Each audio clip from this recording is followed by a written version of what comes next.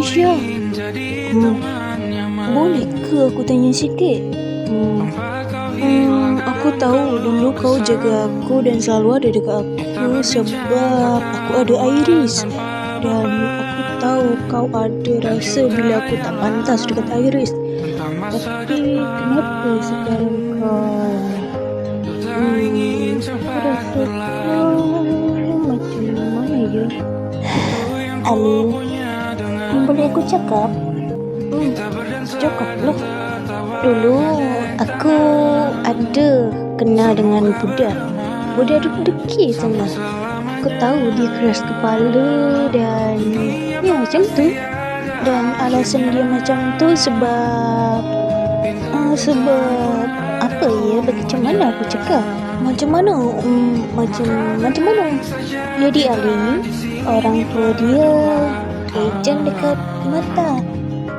Tapi suatu tragedi buat mak dia tak ada. Tapi anak dia pun jadi ejen suatu saat.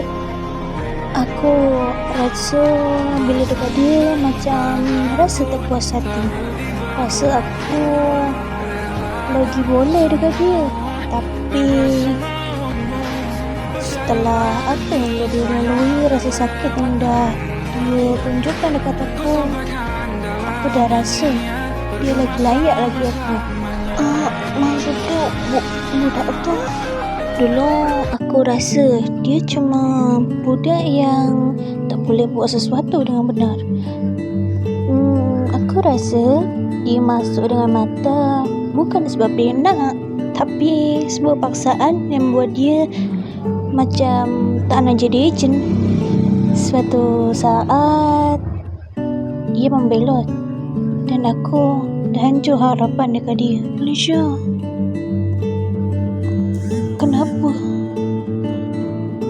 Kenapa kau masih percaya dengan aku? Sebab aku dah membelot.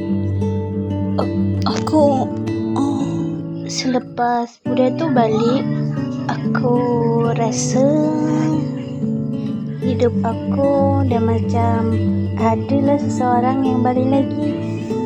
Rasa kehilangan yang ada dekat dalam diri aku pun dah tak ada.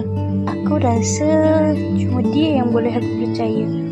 Setelah orang yang nak aku anggap sebagai sahabat hancurkan semuanya. Tapi aku senang sebab selepas tu aku rasa dia selalu ada dekat aku dan selalu temani aku dan selalu sokong aku. Dia sahabat aku.